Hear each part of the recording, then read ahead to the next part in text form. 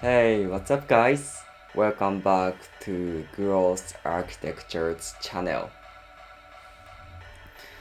So this is going to be the second video after I started recording by reading the book called Management, Task Responsibilities Practices by Peter Drucker, who is, I think, the father of this modern business management. And at the first video, I briefly explained the real tasks of the management.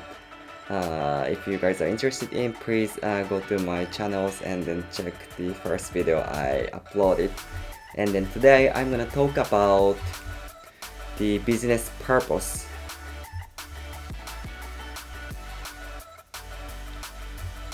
Which will be very connected with the first video, but I'll try to go more deeper about what's the real purpose of a business. Is it making money, or is it contributing to the employees or stakeholders, etc. So hope you will enjoy this video. So first of all, Peter Drucker told the purpose of business is to create a customer as an organ of society. What I mean by that is that this is actually a pretty important part for you to think about your new business model or the purpose of your new business.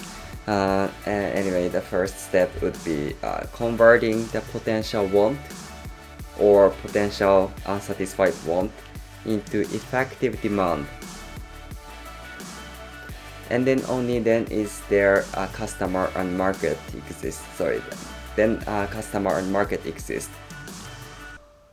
So basically, the business action creates the customer, and then this is the I think only purpose why business exists. He even further say it is the customer who determine what a business is. So basically, it's not you who determine the business. What is your business? There is a first customer, and then they determine what she or he determines what your business is. It is the customer alone whose willingness to pay for a good or service converts economic resources into wealth, things into goods.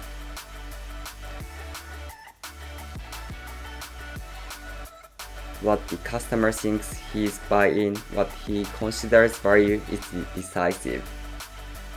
The customer is the foundation of your business, and then keep it in existence.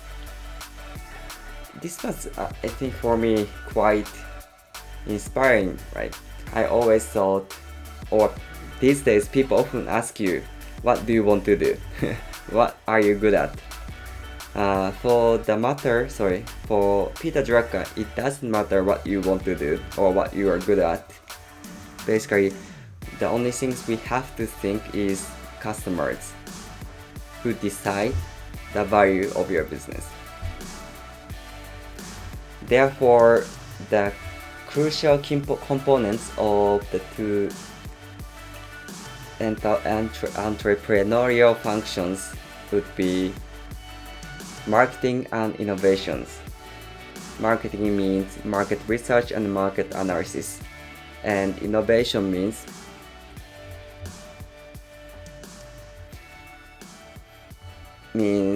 the only businesses that provide better and more economic values in terms of maybe goods or services would be worthwhile to exist. On the other hand, if your business is not providing better or a bit more economic values to your customers, basically your business doesn't make sense to exist, right? So the business, my business, your business must provide better and more economic goods and services. This is because this is going back to this what I've talked about at the first video, but basically it goes to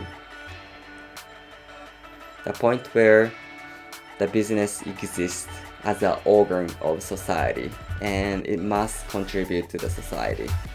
Nowadays, some of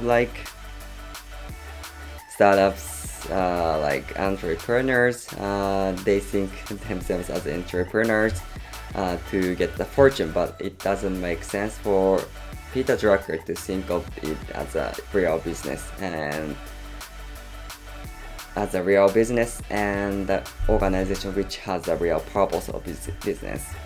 Business must contribute to society and must provide better and more economic goods, and then to enable that you have to do marketing and innovation. It's quite simple, but sometimes it's easy to forget. So yeah, I'm also trying to remind myself about this real purpose of business.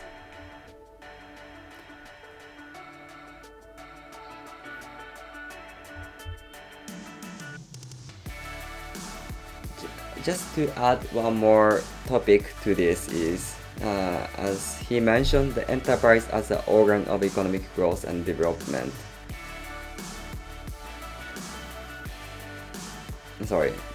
The enterprise is basically the organ of economic growth and development. So business is the specific organ of growth, expansion, and change. And it must provide better and more economic goods and services, as I mentioned. And innovation may be finding new users of all the products. And more, it's important to mention that innovation is not invention. Innovation extends across all parts of business, all functions, all activities. Innovation can be defined as the task of endowing human and material resources with new and greater wealth producing capacity. It's fine to import technology. People have to produce their social innovations to make imported technology work. Think about modern Japan. Japan historically didn't invent but new technologies, but they were basically good at to make innovation by leveraging the technologies which was invented in other countries.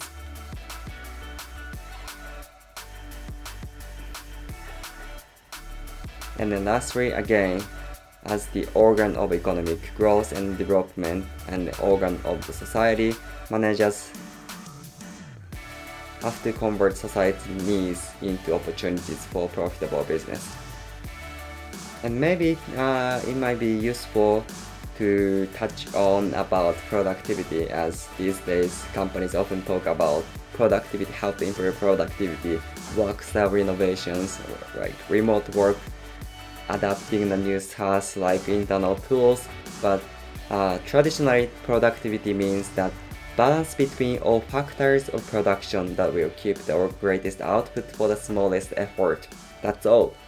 So it doesn't mean to implementing a new technology, but it often implementing new technology enable an organization to keep the greatest output for the smallest effort, so which may be aligned with current productivity improvement. But the productivity cannot be measured in unit of muscle effort. It is the result of doing away with muscle effort, of substituting something else for the labor. This also point could be valuable to remember, because people often think how to finish this manual work rapidly in the fast pace, faster than yesterday, and then how to keep doing this manual work more efficiently, doing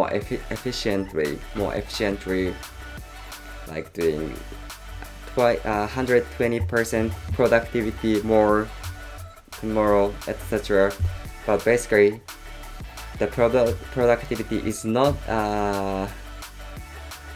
having the focus on muscle effort. It's actually indeed need to keep muscle effort away and then substitute something else for the labor.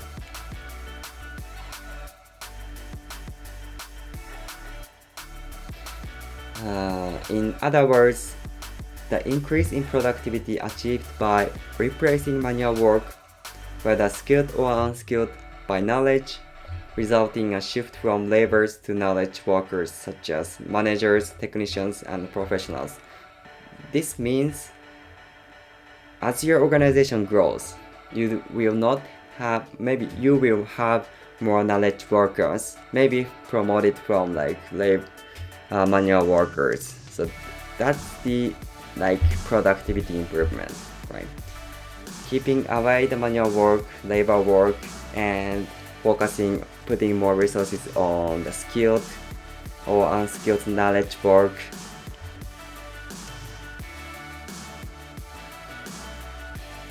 This is maybe we can say the direct change of the character of work from one requiring the manual labor of many people to one requiring theoretical analysis and then conceptual planning without any investment in capital equipment.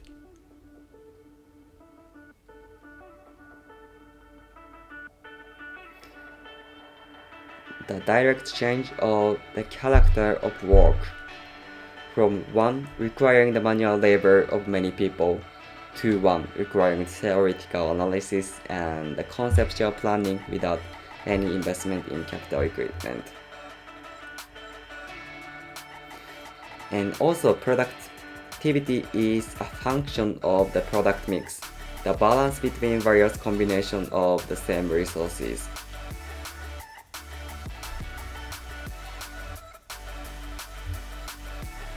For example, the example process mix is by a part or make it assemble its product or to contract out the assembly process under its own brand name through its distributive organization or to sell to independent wholesalers using their own brands.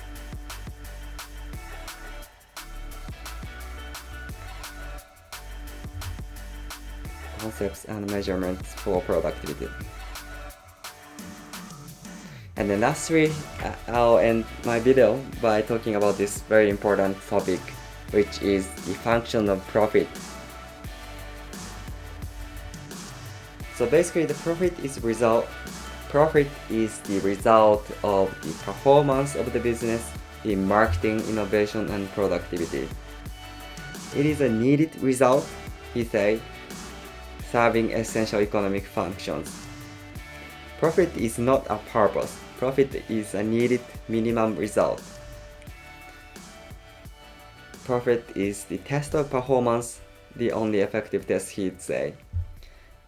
And then the second function of profit is the premium for the risk of uncertainty.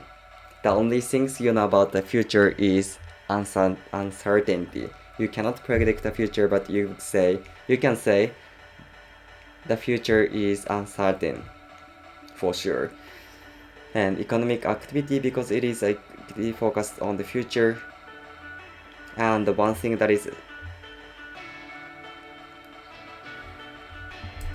clear about the future is its uncertainty and its risk.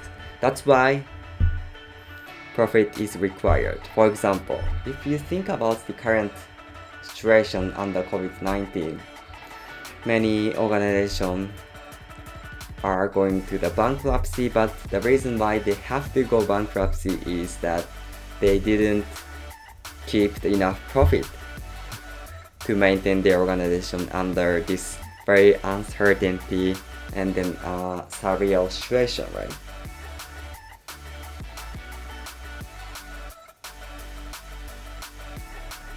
And the business activity is the economic, which always attempt to bring about the change, which means the business itself will inevitably face the uncertainty, which is the future, and they are supposed to create that kind of uncertainty by making the future. So that's why the profit is important.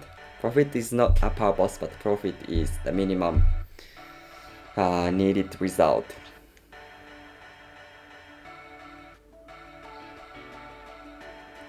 I heard one of the young investor told that they cannot invest their money to save some of the organizations who were about the bankruptcy when they were not keeping enough profit in their organization while they were able to make some profits, which means the CEOs companies used those profit for some unknown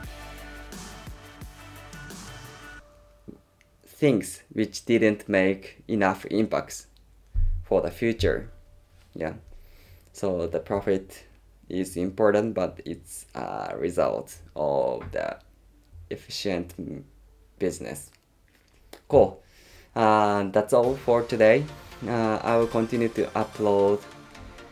I will continue to summarize the philosophy and the key points Peter Drucker mentioned in his book. So stay tuned, and if you haven't subscribed this channel, please subscribe it, and then maybe as it's free video, your like, action or comment would be appreciated to keep myself motivated to upload this video. Alright, thank you so much for listening and tuning into this channel. Have a great day, have a great weekend, and see you again soon. Bye bye.